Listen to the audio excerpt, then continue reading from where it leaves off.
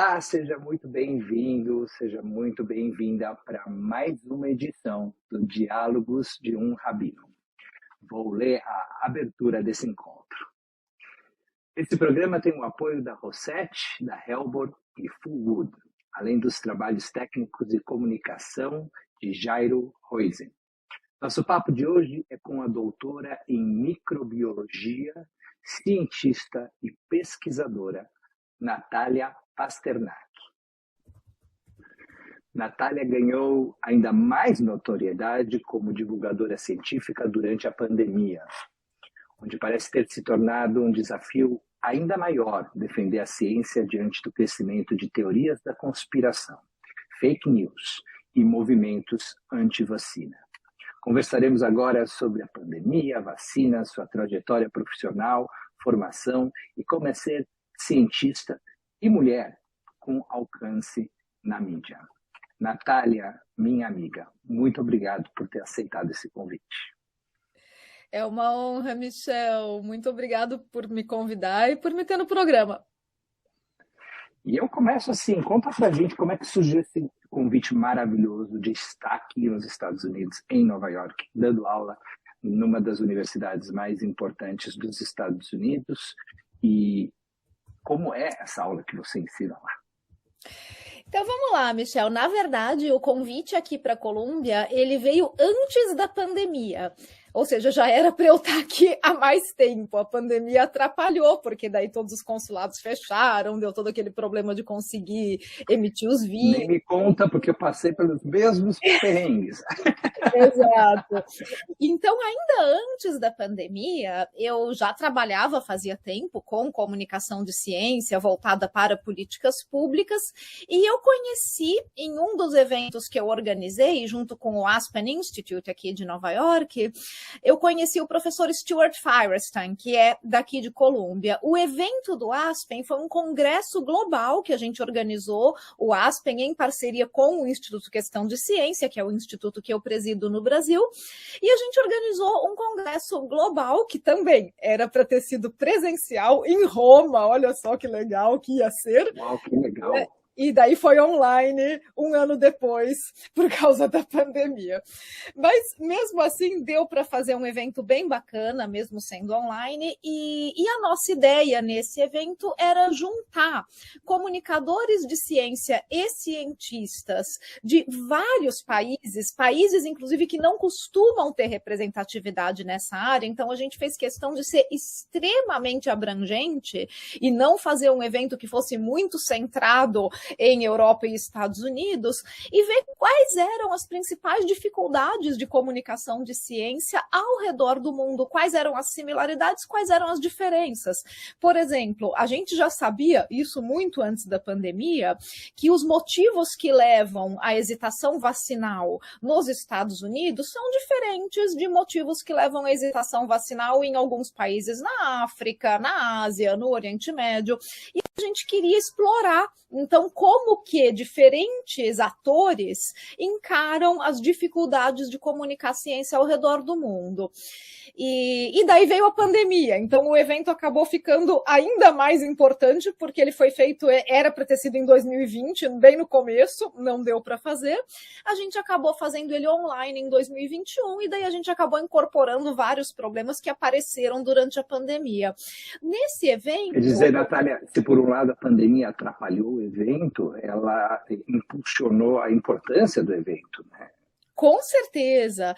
E daí, quando a gente estava procurando os palestrantes que a gente queria convidar para esse evento, eu já conhecia o trabalho do professor Stuart Firestein, aqui de Colômbia, e então a gente fez contato, conversou, falou sobre mais ou menos o que a gente queria fazer, ele gostou muito da ideia, e não só ele aceitou o convite para o evento, como a gente começou a interagir muito mais, pensar em coisas, em como a gente poderia colaborar. E daí que veio o convite dele para que eu viesse aqui para a Colômbia como professora convidada, para a gente desenvolver alguns projetos juntos. A pandemia atrapalhou um pouco a minha vinda, eu acabei vindo mais de um ano depois do convite ter sido feito, mas deu certo, eu vim, eu cheguei aqui, na verdade, no meio de 2021, então eu vim no meio da bagunça mesmo, eu estava no auge da onda da Delta, quando eu cheguei, e eu vim com todos os convites de exceção e autorizações especiais justamente por causa da pandemia. O Stuart queria que eu viesse rápido para a gente poder fazer trabalhos até voltados para a comunicação na pandemia.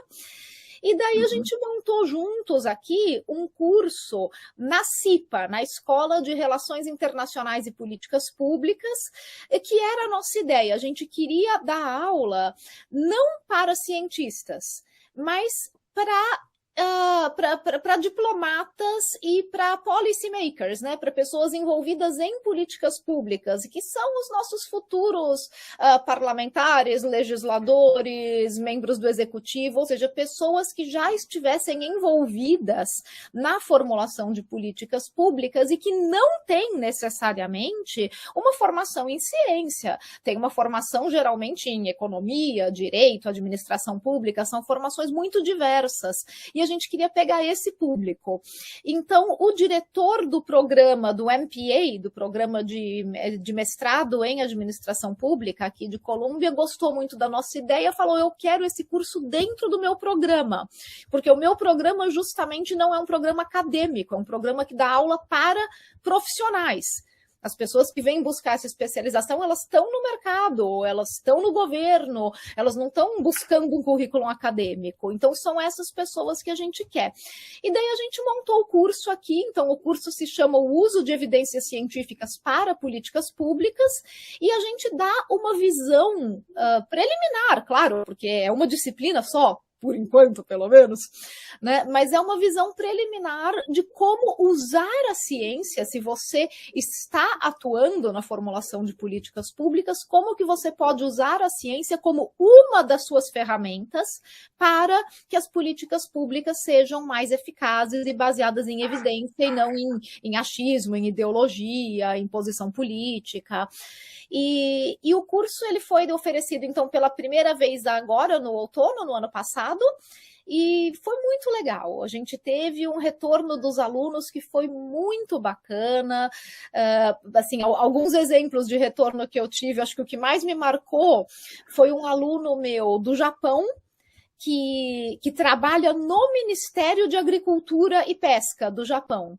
E ele escreveu um feedback depois do curso falando que, antes de fazer esse curso, ele estava de acordo com uma política pública do país dele que colocava uma meta para o governo japonês de, até 2030, tornar toda a agricultura do país orgânica. E ele falou que depois de passar pelo meu curso, ele viu que isso não é necessariamente uma boa ideia, por mais bem intencionada que possa ser, não é sustentável, não tem como fazer isso, né, no longo prazo e manter produtividade, que existem outros tipos de agricultura sustentável que pode se implementar. Então, que ele ia sugerir, no retorno dele ao Japão, ele ia sugerir para o ministro que eles repensassem essa política pública dentro das evidências científicas que ele aprendeu no curso. Então, foi fantástico, né? Você pensar, poxa, que bacana, eu estou conseguindo realmente levar evidências científicas para dentro de governos ao redor do mundo. E era esse o nosso objetivo desde o começo. Eu ofereço um curso parecido com esse, Michel, no Brasil também, na GV, na Fundação Getúlio Vargas. Legal. Então, claro, agora o curso infelizmente é todo online, porque eu estou aqui, mas o curso ainda é oferecido, tem um curso de graduação na Escola de Administração Pública e um curso no mestrado em Administração Pública, que é um curso de diplomacia científica. Olha que bacana. E o que você dá aqui na Colômbia, ele é híbrido ou ele é somente presencial? Ele é só presencial e ele é ele foi pensado para ser presencial e para poucos alunos. Ele é um curso de muita conversa, muita discussão, então a gente fez questão de limitar o número de alunos, a gente não quer fazer aqueles cursos para classes enormes, não é palestra, é realmente uma imersão, tem uma carga de leitura muito pesada, é pós-graduação, então a gente espera que os alunos tenham bastante comprometimento, e eles têm. Então, é um curso que envolve realmente muita aula de discussão e conversa sobre políticas públicas e evidências científicas. É bem legal e a gente espera que, com o tempo, a gente consiga trazer mais cursos e fazer toda uma área de concentração de uso da ciência para políticas públicas. O nosso curso ele é super introdutório. O ideal seria ter mais cursos a partir desse que pudessem explorar áreas específicas. Por exemplo, né, esse aluno do Japão que eu tive, que era do Ministério de Agricultura, ele com certeza gostaria de fazer um curso mais voltado só para o agronegócio ou agricultura sustentável. A gente teve uma aula disso no nosso curso, que é um curso super preliminar. Então, a ideia é, com o tempo, a gente tentar ir aumentando toda essa área de concentração aqui na CIPA. Ai, que legal, Natália. E aí você está ensinando na GV, está ensinando na Colômbia e continua trabalhando também por Questão de Ciência. Conta para a gente o que é o Instituto Questão de Ciência.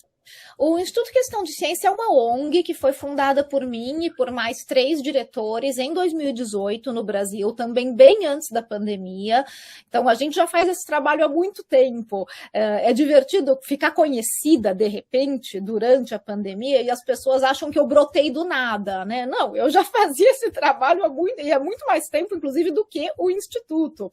Mas o IQC foi criado em 2018, com o objetivo de fazer uma atividade que naquela época a gente achou que ia ser uma atividade de nicho, que era promover a ciência para políticas públicas. Então, a gente imaginou que, beleza, a gente vai ter um braço de falar diretamente com a população, que vai ser a revista, e a gente vai ter um braço para falar diretamente com tomadores de decisão. Então, membros do executivo, do legislativo, judiciário, tentar fazer uma ponte com os 3 poderes, ver como que a gente pode ajudar a traduzir as evidências científicas para que elas sejam usadas dentro do poder público. A gente nunca imaginou que isso ia ser uma atividade global, essencial, durante uma emergência sanitária. A gente realmente estava preparado para ser uma atividade de nicho. Então, o IQC teve um super desafio. A gente lançou no final de 2018. Final de 2019 começou a pandemia, foi decretada em março de 2020, então imagina a gente com um pouco mais de um ano de existência e de repente a gente estava no centro do debate público. O que, por um lado, foi muito legal, porque a gente tinha muito preparo para estar no centro do debate público, no meio de uma enxurrada de desinformação, teorias da conspiração, e como a gente viu que, infelizmente, tinham muito alcance. Então, por esse lado, foi bom que o IQC existia no Brasil, porque pelo menos a gente se tornou realmente um hub de informação científica de qualidade. A gente deu vários treinamentos para os grandes veículos também, para jornalistas que, de repente, também se viram ali caindo de paraquedas, tendo que cobrir ciência, porque não tinha equipes nas redações, das grandes redações, não tinha equipes de ciência preparadas para isso. As equipes estavam super enxutas, inclusive porque o jornalismo de ciência antes da pandemia, já tinha perdido muito protagonismo, e a gente viu nas redações dos grandes jornais brasileiros as equipes de ciência, infelizmente, sendo demitidas a rodo, o pessoal enxugando as páginas, e daí, de repente, durante a pandemia, jornalistas que eram de esporte, de economia, de política, tinham que cobrir ciência. Então, a gente tentou, né, ajudar um pouco nesse sentido. Eu acho que a mídia brasileira fez um esforço muito grande para fazer uma cobertura, né, uma cobertura de excelência, e fez. Eu acho que dentro do possível realmente fez. Foi uma ótima cobertura durante a pandemia. E eu acho que o IQC serviu aí de base de apoio para que a informação de qualidade sobre ciência pudesse circular no país. Mas o nosso trabalho não é restrito à pandemia. Então, a gente sempre teve, como eu falei, mesmo achando que era uma atividade de nicho, a gente sempre teve áreas de atuação bastante específicas. Dentro do IQC, a gente sempre teve um braço que a gente, né, que foi um dos nossos objetivos desde 2018, de apontar as inconsistências nas políticas públicas de saúde, principalmente pegando a questão da promoção de práticas alternativas que tem no Brasil na saúde pública, no sistema público de saúde, a gente continua fazendo isso. Então, a gente publicou um dossiê sobre evidências científicas de homeopatia, para deixar bem claro que essa prática não é científica, não deveria estar no SUS. Agora a gente está trabalhando também num documento grande sobre constelação familiar. Então, esse sempre foi, na verdade, o modo de operação do IQC, de produzir boas evidências que possam ser comunicadas para o gestor público e também para a população, sobre temas que são vistos pela população e pelo gestor como controversos. Eles não são controversos na ciência. Não existe nenhuma controvérsia na ciência sobre homeopatia. Todo mundo sabe que a homeopatia não funciona melhor do que um placebo. Mas esses assuntos são vistos como controversos pela sociedade e por isso eles merecem nossa atenção e precisam ser explicados. Então sempre foi o modo de atuação do IQC. Claro que durante a pandemia a gente teve que parar um pouco esses outros projetos e dar atenção para cloroquina, ivermectina, teorias da conspiração, antivacinas, né? E agora, aos poucos, a gente está retomando os projetos iniciais. Além desse braço voltado mais a questões de medicina, quais são as outras áreas científicas? A gente também está muito preocupado com a área ambiental e de dados. Então, no ano passado, em 22, a gente lançou o Observatório de Políticas Científicas dentro do IQC. O observatório é uma tentativa de organizar os dados de ciência e de saúde no Brasil para que possam ser também usados da melhor maneira pelo gestor e por jornalistas. E, claro, pelo cidadão comum. Por quê? Durante a pandemia, a gente percebeu, por exemplo, que dados de vacina no Brasil, eles existem, eles são públicos, mas eles não são organizados. Então, se você quiser saber qual é a cobertura da vacina de HPV na cidade de Rio Branco, no Acre, você não tem esse dado disponível e trabalhado e exibido de forma didática. Você vai ter os dados brutos, você vai ter lá as doses de vacina, aí você tem que entrar no site do IBGE, fazer o seu próprio coorte, ou seja, ver a população que tem a idade de receber aquela vacina, ou seja, é meio que um faça você mesmo. Praticamente impossível. É complicado. E isso dificulta muito o trabalho do gestor e também do jornalista, de conseguir ter esse dado trabalhado e apresentado de uma forma didática. Então, o observatório tem uma equipe de dados que está trabalhando esses dados e no site do observatório já tem vários resultados. Então, a gente está trabalhando principalmente com dados de vacinação, em parceria com a Sociedade Brasileira de Imunizações, e a gente está trabalhando também os dados de pesquisa científica, que também são importantes, de produção científica, onde está concentrada, quem é responsável pela produção, como que essa produção se divide nas regiões brasileiras. Então, tudo isso são dados que eles existem, mas eles precisam ser trabalhados de uma forma mais didática e que fique mais palatável para o cidadão comum e para qualquer gestor que queira usar esses dados na formulação de políticas públicas. Então, vocês fazem o processamento de todas essas informações e entregam para o jornalista, por exemplo, ou para o gestor de maneira muito mais amigável, vamos dizer. Sim. E para qualquer um, esses dados eles ficam disponíveis, gratuitos, no site do observatório, qualquer um pode ir lá, pode fazer download, pode ver a origem dos dados, pode conferir. Então, é um sistema interativo que fica aí disponível para a sociedade. E esse é o objetivo do IQC sempre foi esse. Ela é uma ONG organizada para a sociedade. O nosso objetivo é prestar serviços para a sociedade. Sempre foi esse. Apesar das teorias conspiratórias que dizem que a gente ganha muito dinheiro com isso, na verdade, a gente só perde, tá? A gente, né, o IQC é uma organização pequena, mas que envolve aí o salário de pelo menos 9 pessoas, que é pago com auxílios filantrópicos e auxílios de pesquisa. Então, não tem nenhum segredo de como que uma ONG funciona. A gente não recebe dinheiro do governo. E nem de indústria farmacêutica, de indústria do agro. Então, o nosso estatuto é bastante rígido nesse sentido, e tem que ser porque a gente tem que manter a nossa neutralidade. Então, a gente pode receber dinheiro de filantropia, ou de organizações de fomento, como FAPESP, como Serra Pilheira, como CNPq, então organizações de fomento à ciência, que são neutras também, né, a gente pode receber, mas a gente não pode receber dinheiro de governo e nem de indústria. E, Natália, você fala bastante sobre as questões em que a ciência tem o conhecimento, né, a certeza. Onde fica o espaço para dúvida em relação à ciência, né? Por que, por exemplo, a gente descobre que aquilo que a gente considerava um planeta, de repente, deixou de ser um planeta? Quando é que a verdade científica é revisitada e, eventualmente, vai por terra abaixo? Michel, o tempo todo. Tem duas palavras aí que você falou que não combinam com ciência: certeza e verdade. Okay. Então, essas palavras não são da ciência. A ciência nunca tem certeza. A ciência navega num mar de incerteza. E é isso que faz a ciência caminhar.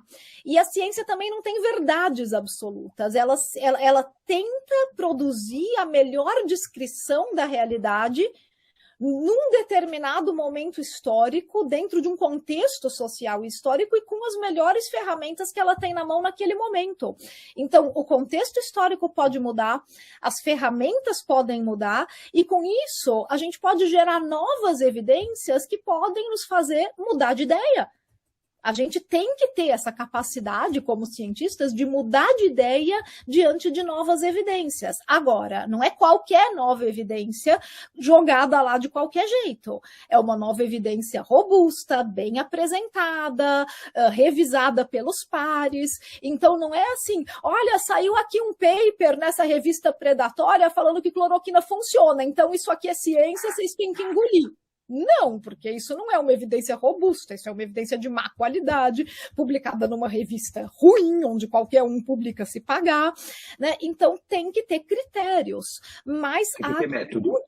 Exatamente, mas a atitude científica é uma atitude de estar disposto a mudar de ideia diante de novas evidências. Então, certeza e verdade são coisas que combinam com pseudociência, com teorias da conspiração, com vendedores de bobagem, de ilusão. Esses caras vão dizer para você que eles têm certeza e que eles têm a verdade, e eles têm certeza que vacinas fazem mal e dão sequelas. Eles têm certeza que o aquecimento global não é real e não é causado pelo homem, porque isso é tudo uma conspiração das grandes indústrias. Então, esses caras vão te vender certeza. Eles têm certeza que a homeopatia funciona também. Então, quando você fala que a homeopatia não funciona, ela não funciona com as evidências que a gente tem hoje nas mãos. E isso um dia pode ser eventualmente revisitado. Aí a gente pode, mas aí a gente tem que pensar em dois conceitos que são importantes para a ciência, que é plausibilidade e probabilidade. Então, pegando o caso da homeopatia, que é bastante didático, as pessoas também acham, mas o que você tem pessoalmente contra a homeopatia? Eu falo absolutamente nada, mas ela é extremamente didática para explicar pseudociência, então ela é um bom modelo. Né? E por quê? É porque ela é realmente infelizmente, ela é um conceito tão maluco que torna muito didático. Para quem não conhece, a homeopatia é baseada em dois princípios básicos. O princípio do similar cura similar, ou seja, uma coisa que te provoca o sintoma de uma doença deve ser capaz de te curar da mesma doença. E o princípio das diluições infinitas. Quanto mais diluído um composto, mais potente ele fica. Para isso ser verdade, Michel, que quanto mais você dilui, mais potente fica, todas as leis da química e da física tinham que estar erradas. Então, quando você me diz isso pode mudar, podem surgir evidências no futuro que mostrem que a homeopatia funciona, qual é a plausibilidade biológica, química e física para isso? É impossível? Claro que não é impossível, teoricamente não. Mas e qual é a probabilidade disso acontecer, de que tudo que a gente sabe até hoje de química, física e biologia esteja completamente errado e os princípios da homeopatia estejam certos. Então, primeiro tem isso. Segundo, a homeopatia já foi testada centenas de vezes. Tem muitos trabalhos que testaram exaustivamente procedimentos homeopáticos e que mostram que as formulações homeopáticas não funcionam melhor do que um placebo. Até porque, e por isso que eu falei que ela é muito didática, elas são um placebo. Você dilui tanto o negócio que só tem água lá. Então, você está comparando com um placebo. Você está dando um remédio homeopático que é tão diluído a ponto de não ter nada da solução inicial, que só tem água lá, e o seu placebo é água, ou uma solução salina. Então, é por isso que eu falo que é uma pseudociência muito didática para as pessoas entenderem, que ela não tem nem plausibilidade e nem probabilidade de funcionar. Então, teoricamente, tudo pode mudar, a ciência pode estar errada sobre tudo, de novas evidências podem surgir? Podem, mas a gente tem consensos científicos tão bem estabelecidos que a probabilidade de surgir uma nova evidência que destrua tudo é muito pequena. Qual é a probabilidade, por exemplo, de surgir uma nova evidência que destrua completamente a teoria da evolução darwiniana? É muito improvável. Pode ser que surjam novas evidências que contribuam para a teoria da evolução darwiniana, mas destruir completamente, invalidar tudo, qual a probabilidade disso acontecer? É um consenso muito bem construído e validado. Então é com isso que a gente trabalha na ciência. A gente não tem verdades absolutas, mas a gente tem consensos científicos muito bem estabelecidos. E para derrubar esses conceitos, as evidências que poderiam surgir, teriam que ser absurdamente extraordinárias e virar o mundo de ponta cabeça. Ou seja, você fala que a revisão ela é mais provável na sintonia fina, né, nos ajustes, mas não nas grandes teorias, porque elas são suficientemente testadas. Exatamente, já estão suficientemente consolidadas. Mas no dia a dia do cientista, a revisão é constante. Eu sei que você está trabalhando num novo livro. Você pode contar para a gente alguma coisa sobre esse livro? Bom, ele está bem, ele ainda está no processo de edição, então está bem no começo, a gente não tem ainda nenhuma perspectiva de quando vai ser lançado, mas posso dar um pequeno spoiler aqui. Pequeno spoiler para a gente. Pequeno spoiler. O livro vai tratar justamente de pseudociências específicas. São temas que a gente já abordou no primeiro livro, no Ciência no Cotidiano e no Contra a Realidade também, mas nesse novo livro a gente foi um pouco mais fundo e mais específico. A gente resolveu falar e dar realmente nome aos bois, explorar cada pseudociência e explicar por que a ciência sabe que aquilo não é ciência. Então, qual é o contexto histórico onde aquele conceito surgiu, como que foi explorado, por que ficou tão atraente, o que a ciência tem a dizer sobre isso, já foi testado, quais são as evidências que foram reunidas sobre esse assunto, que tipo de mercado esse assunto movimenta, porque muitas pseudociências movimentam mercados bilionários. Então, a gente fez realmente uma análise mais minuciosa de várias pseudociências para, assim como a homeopatia, que está lá, é um dos capítulos, para a gente ter exemplos didáticos que facilitem as pessoas perceberem qual é o mecanismo disso e, principalmente, qual é o interesse comercial e político que tem por trás, porque muitas vezes a gente escuta alegações assim do tipo, mas tá bom, a homeopatia não funciona, a astrologia não funciona, mas e daí? Que mal que tem nisso tudo? Os caras, deixa eu tomar a bolinha de açúcar, deixa o pessoal ler horóscopo, não estão fazendo mal para ninguém, não é a mesma coisa, por exemplo, que movimento antivacinas. Ou mesmo quando a gente fala de terraplanismo, essas coisas, fala, deixa os caras, é tudo doido. E tem, por um lado, sim, é claro que o movimento antivacinas tem um potencial de causar dano para a sociedade que é muito maior do que a astrologia. né, ou terraplanismo, mas o racional por trás dessas pseudociências é muito parecido, ele é todo baseado em pensamento mágico, promoção de ideologia e geralmente tem um mercado por trás.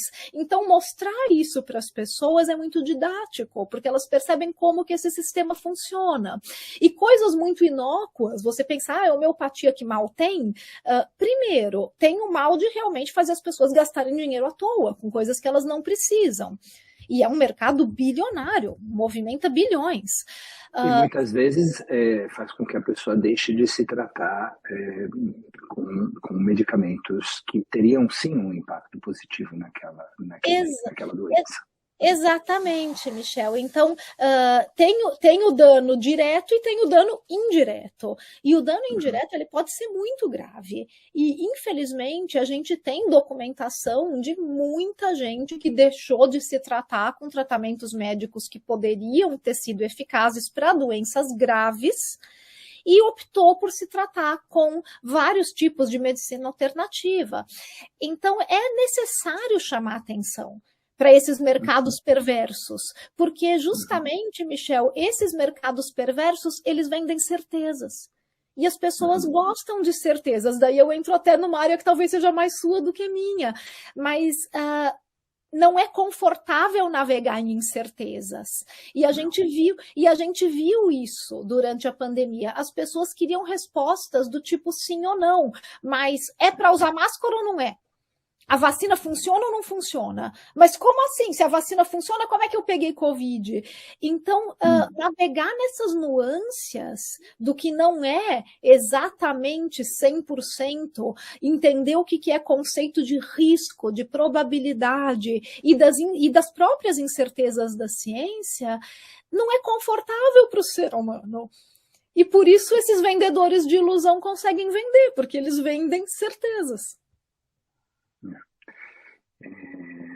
A vida não é ortodoxa, no sentido de ter um manual do certo e do errado, né? A gente está sempre crescendo, sempre aprendendo, e se a gente é corajoso o suficiente, admitindo nossos erros e trilhando por um caminho cada vez melhor.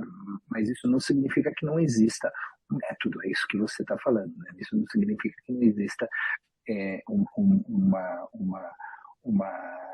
um rigor.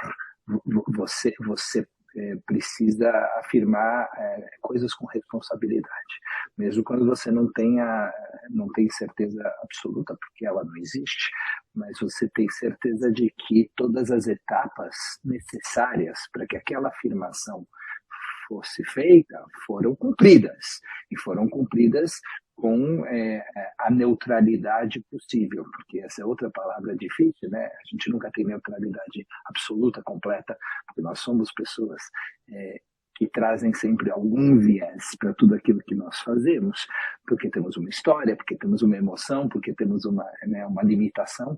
Então, o viés existe, mas você tenta neutralizá-lo de todas as maneiras possíveis para ter alguma objetividade. Quais são as tendências mais interessantes que você vê aí na ciência e na tecnologia daqui para frente? Onde a gente vai se surpreender mais? Olha, eu acho que a tecnologia de RNA mensageiro ela vai se desenvolver agora muito rapidamente por causa das vacinas. Eu acho que as vacinas deram aí, elas foram um catalisador dessa tecnologia que já vinha sendo estudada há 30 anos, mas de repente a urgência de se fazer uma vacina baseada em RNA mensageiro forçou essa tecnologia a vir para o mercado um pouco mais rápido do que a gente imaginava. E isso foi muito bom, porque a gente viu que dá para fazer, que funciona e que dá para usar essa tecnologia não só para vacinas, mas para tentar resolver outros problemas em medicina. Então, eu acho que a gente vai ver um desenvolvimento bastante rápido e claro, também o sucesso das vacinas de RNA mensageiro atrai investimento para a área. Então, nesse sentido, é a parte boa da pandemia, que, né, acaba alavancando aí, pelo menos, uma área legal de desenvolvimento. Então, eu imagino que nessa área área a gente vai ver bastante coisa nova em breve. A área de edição de genoma é uma área que também tem se destacado muito, mas principalmente na agricultura. As pessoas ficaram sempre com muito medo da questão de edição de genoma humano, mas eu acho que isso aí é muito pouco provável da gente ver resultado de fato. Eu tenho muito mais interesse e acho que a gente vai ter resultados muito mais interessantes na área de agricultura, porque são técnicas muito mais precisas do que as técnicas de transgenia que a gente usava antes, que já eram muito boas, mas a edição de genoma consegue ser ainda melhor e mais barata, então isso é legal também. E a gente tem grandes desafios aí para alimentar 8 bilhões de pessoas no mundo. E esses desafios são ainda maiores por causa do aquecimento global. Então, a gente vai ter que pensar em cultivares que sejam resistentes a secas, a insetos, a doenças virais. E a edição de genoma traz aí uma ferramenta muito interessante para que a gente consiga trabalhar esses cultivares e não perder produtividade, porque perder produtividade nesse momento implicaria em usar mais terra, mais água, e a gente não tem. A gente não pode correr esse risco. A gente precisa desenvolver técnicas que usem menos terra, menos água, menos espaço, que precisem de menos desmatamento. E essas técnicas vão vir da biotecnologia. E a gente está vendo um movimento muito grande de novos cultivares desenvolvidos a partir de edição de genoma. Então, acho que essa é uma área que vai ser bem legal também daqui para frente. E uma área que precisa de muito investimento, mas eu acho que ela ainda está meio capenga, não sei se o pessoal percebeu o quanto precisa, é justamente a área de vigilância genômica, para a gente conseguir detectar rapidamente possíveis novos patógenos que tenham potencial pandêmico. Não é fácil fazer isso, mas é uma área que requer investimento e que eu acho que se a gente não quiser passar por mais uma pandemia de surpresa, a gente precisa investir pesadamente. Então, vamos ver, eu tenho visto algumas iniciativas globais, mas eu acho que ainda está meio engatinhando. E os robôs que fazem lição de casa para a gente, escrevem os trabalhos acadêmicos, você já experimentou, não? Eu ainda não, eu tenho visto umas coisas muito engraçadas, mas eu tenho a impressão assim, que é mais uma ferramenta e que a gente tem que acompanhar a tecnologia e não ficar morrendo de medo dela. Eu acho que você também deve lembrar, né, Michel, quantas vezes a gente já não passou pelos mesmos erros. Sabe, agora que tem a Wikipedia, as crianças vão plagiar da Wikipedia e não vão mais fazer a lição de casa. Agora que tem o Google, as crianças vão dar busca no Google e não vão fazer a lição de casa. Agora que tem os robôs, então... Assim, a gente tem que aprender a navegar nas novas tecnologias. Os novos robôs de inteligência artificial, eles são muito interessantes, mas eu não acho que eles são uma preocupação tão grande quanto a mídia tem feito, assim, de dar esse susto na sociedade. Eu vi um meme outro dia que eu gostei muito, que era um acadêmico, né, um professor perguntando para o outro assim, você tem medo do crescimento da inteligência artificial? E daí o outro respondia, não, na verdade eu tenho mais medo da perda da inteligência natural. É verdade. Eu imagino que quando lançaram a enciclopédia Barça, todo mundo deve ter ficado desesperado, que agora ninguém mais vai pensar, porque vai estar tudo na Barça. Pois é só copiar. Olha, a gente tem visita na nossa conversa, que delícia. Sempre tem, né? Essa aqui é super aparecida. Eu quero justamente te perguntar, Natália, sobre a pandemia. A pandemia acabou? Ela terminou? Como é que vai ser comunicado e quando o final da pandemia? Como termina uma pandemia?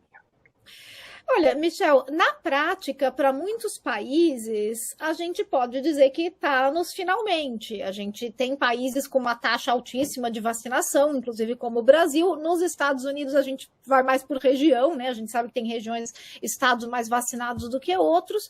Mas, em geral, onde você tem uma vacinação muito alta, a vida já está normal. E a gente vê isso no dia a dia. A gente não tem mais restrições de locais fechados, uso de máscaras, mesmo a exigência do comprovante de vacinação já não é necessária porque a vacinação já foi feita, já tem uma taxa muito alta. Mas isso não é igual em todos os lugares do mundo e por isso que a OMS ainda demora um pouco para decretar oficialmente o final da pandemia, porque essa não é a realidade de todos os países. Tem países ainda com uma taxa de vacinação muito baixa, que ainda precisam inclusive de auxílios globais para conseguir completar a sua vacinação ou pelo menos avançar. Então, quando a OMS decreta o final de uma emergência, isso acaba acarretando um monte de decisões políticas e financeiras que podem prejudicar esses países. E por isso que a OMS não vai decretar simplesmente baseado no sucesso de alguns locais. Ela tem que examinar, é uma organização mundial, tem que examinar isso como um todo e, principalmente, tem que ser muito responsável nessa decisão, porque é uma decisão que acarreta o fim de subsídios. Quando você decreta que acabou a emergência, também você acaba com um monte de subsídios globais que estavam operando por causa da emergência. E exigências de colaboração entre os países, exigências de que os países membros reportem os dados da pandemia para a OMS, tudo isso acontece por causa da emergência sanitária. Então, existe uma razão social e política, né, para a qual a OMS demora um pouco ainda para decretar o final da pandemia. Agora, o que a gente vê na prática é que realmente nos países que tiveram mais sucesso na contenção do vírus, a gente começa a ver uma normalização da Covid, normalização no sentido de que ela passa a fazer parte do nosso dia a dia, como tantas outras doenças respiratórias, inclusive, que a gente tem que lidar, como a gripe. Agora, ainda tem muitas incertezas, justamente, que a ciência precisa trabalhar um pouco mais para esclarecer. A gripe, a gente já sabe que é uma doença sazonal e que todo ano tem novas variantes e que a vacina da gripe, por isso, precisa ser anual e ela precisa ser refeita todo ano, para justamente incorporar as variantes que estão circulando. Para a Covid, esse conceito ainda não está claro. A gente ainda não sabe, a gente sabe que, também como a gripe e a Covid produz muitas variantes, o SARS-CoV-2 também tem uma taxa de mutação bastante alta que permite que ele produza variantes que podem circular aí ano a ano. A durabilidade da imunidade obtida com as vacinas, a gente sabe que a imunidade vai caindo com o tempo, a imunidade de anticorpos, pelo menos, mas a gente ainda não sabe como a imunidade celular dura, se dura mais tempo. A gente tem, né, vários tipos de resposta imune no organismo.